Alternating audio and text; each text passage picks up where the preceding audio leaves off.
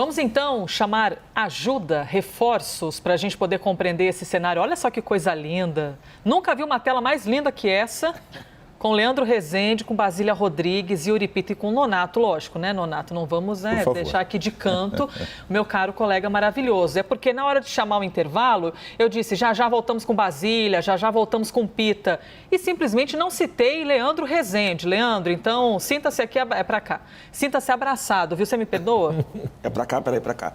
Perdoa, tá perdoada, tá perdoada. Por favor, tô perdoada. Ok, vamos manter a nossa amizade. Agora, onde está difícil de ter amizade é lá na Petrobras, né, governo federal, Ministério da Economia, sobre isso que a gente vai conversar agora. Por quê? Vou começar com o Yuri Pita, viu? Lá no outro cantinho da tela. A Petrobras disse que essa semana, aliás, disse nesta semana, que não existem estudos para a privatização da empresa. E aí, Yuri Pita, como é que ficam as coisas, essa tal de queda de braço entre governo e a estatal, principalmente quando a gente vê o presidente da República falando tudo que Nonato acabou de ressaltar para a gente? Os combustíveis estão dando trabalho, mas o que a gente está vendo é muita fumaça, Elisa, para não perder aqui a chance desse trocadilho. Bom dia para você, para o Nonato, meus colegas Basília, Leandro, para quem está acompanhando a gente aqui na CNN no domingo. No fundo, o que a gente tem visto é uma dificuldade, sim, do governo federal de conseguir ter alguma política que, de fato, afete para baixo o preço dos combustíveis, tanto a gasolina quanto o diesel. O diesel afeta um público bastante caro e importante para a base de apoio político do presidente Jair Bolsonaro, que são os caminhoneiros. E isso afeta também a economia de uma forma geral, porque afeta o custo dos transportes. Do ponto de vista da gasolina, acaba generalizando o efeito inflacionário do combustível, porque todos nós sentimos, isso tem repercussão na imagem, na popularidade, na aprovação do governo, na imagem do presidente, mas fato é que tentou-se um caminho por meio daquela discussão do ICMS nos estados, que foi aprovada pela Câmara,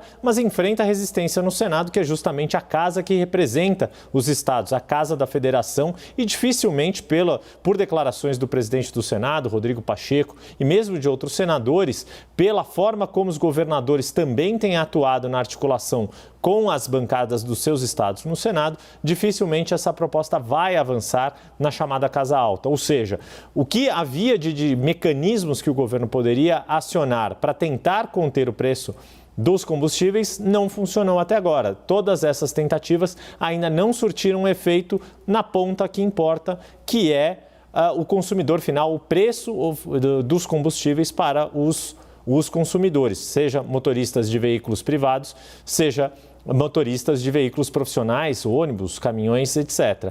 Essa questão da Petrobras é importante também a gente entender que quando o governo ou quando o presidente faz declarações como essa de que quer privatizar, mas oficialmente não há nenhum estudo, isso tem impacto inclusive nos preços dos ativos da Petrobras, ou seja, nas ações. E isso acaba virando inclusive assunto para a Comissão de Valores Mobiliários apurar.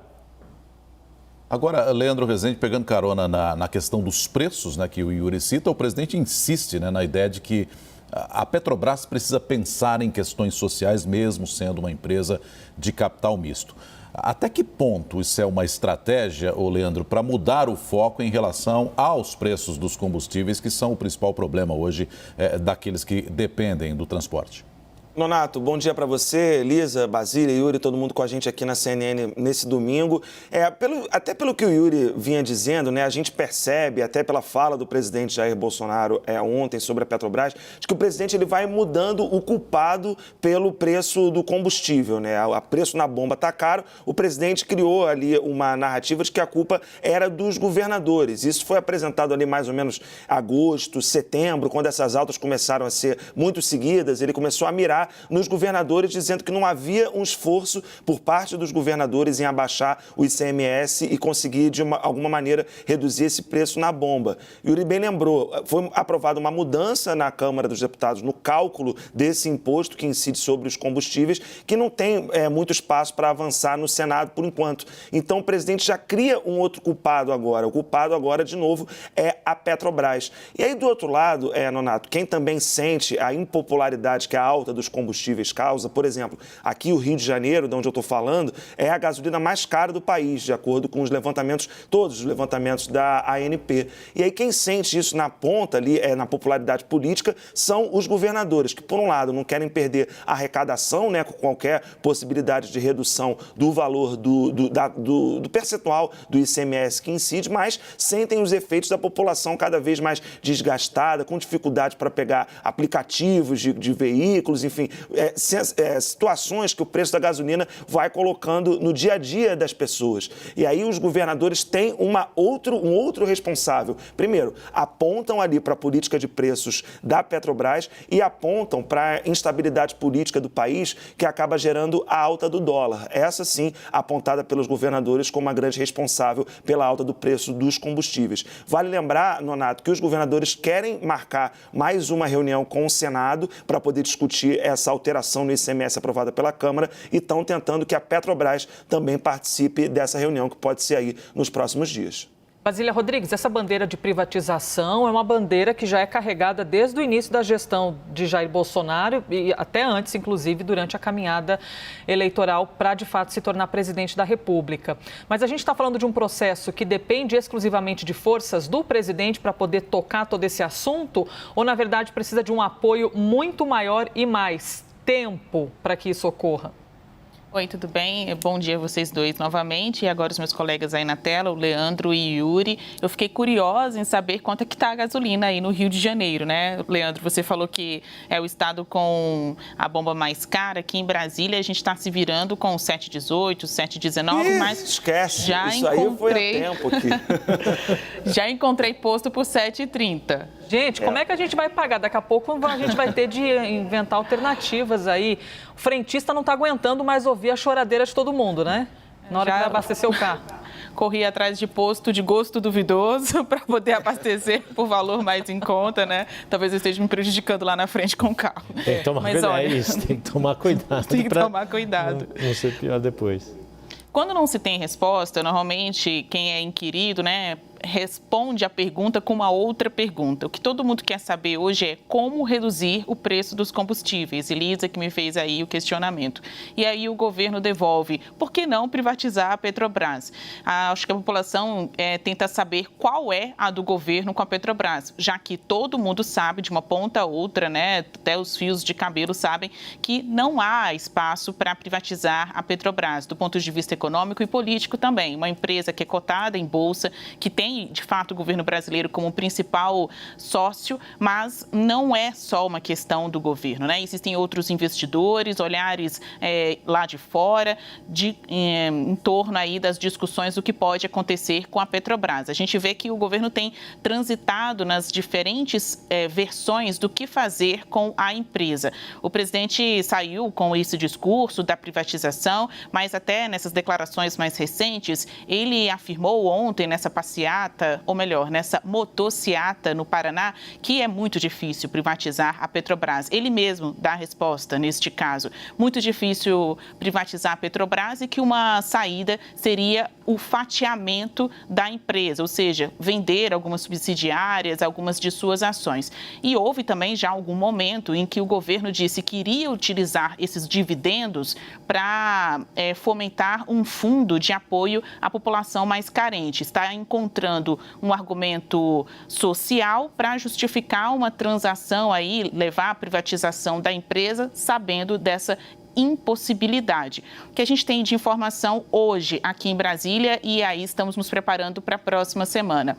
Na terça-feira, a Comissão de Assuntos Econômicos do Senado deve analisar um pedido para ouvir tanto o ministro da Economia, Paulo Guedes, quanto o presidente da Petrobras, Silvio Luna, sobre exatamente isso. Qual é a do governo com a Petrobras? Como vai conseguir, então, reduzir os combustíveis ou, pelo menos, parar com essas discussões, esses discursos que só levam mais informação para essa população já calejada com preço alto da gasolina, diesel e tudo mais.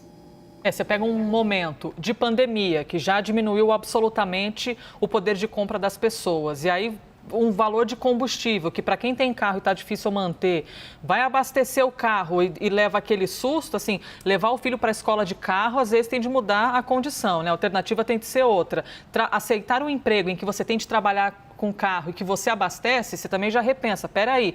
Aí você pega o frete que encarece, aí chega no supermercado, tá tudo caro. Então é uma reação em cadeia que não sei o que nos resta. Eu acho que é um pegar a mão do outro e pensar, vai passar. Porque são tempos delicados. Olha, gente, vocês estão... Por favor, Basília. Não é isso, tem que viver e sobreviver, né? Apesar desses obstáculos aí que a vida vai criando naturalmente, mas alguns acabam impondo, né? Vão criando artificialidades para tornar a vida mais difícil. Então, acho que uma saída é cada um contar com o outro e também com as informações mais corretas, né? Mais imparciais. Terra de Leandro Rezende, R$ 6,93 a média, segundo a ANP, no combustível. Rio Grande do Sul, R$ 6,03. Estamos atrás na tabela. Então, Leandro Rezende, você também está deixando metade do salário aí, hein? Triste liderança para o Rio de Janeiro, né? Que tem esse honroso título que eu estou dando agora de estado mais bonito do país, mas também de gasolina mais cara do país. Triste título que isso, enfim, tem um desdobramento político, por exemplo. Isso fez o Cláudio Castro, governador aqui do Rio de Janeiro, praticamente romper ali com o presidente Jair Bolsonaro no sentido político da coisa. Enfim, não é só por isso, né? Tem eleições 2022, tem muita coisa na política fluminense acontecendo, mas esse é um ponto específico em que o Cláudio Castro assumiu uma posição de destaque ali também dentro dos governadores para falar que, na verdade, a culpa do aumento dos combustíveis não é dos estados, mas que tem uma parcela grande do governo federal, né? Isso também tem uma questão política, o fato do Rio estar liderando esse ranking tem uma questão política que interfere no jogo eleitoral para 2022. A gente vai ver muita repercussão disso nos próximos meses, com certeza no ano que vem. É um tema que afeta, como vocês estavam lembrando, Basília e Elisa, afeta a vida de todo mundo, né? Então é meio incontornável a gente não falar sobre isso e não sentir os efeitos que a alta do preço dos combustíveis traz para a nossa vida todos os dias. Só posso fazer só um acréscimo do quanto afeta? A gente tem falado aqui do preço da gasolina quando nós vamos abastecer nossos carros, mas essa discussão de combustível já está levando, inclusive, a uma inevitável aumento do preço do ônibus, por exemplo, aqui em São Paulo, que a prefeitura já está considerando inevitável fazer esse reajuste devido à alta dos preços do diesel, que é fundamental para os ônibus rodarem.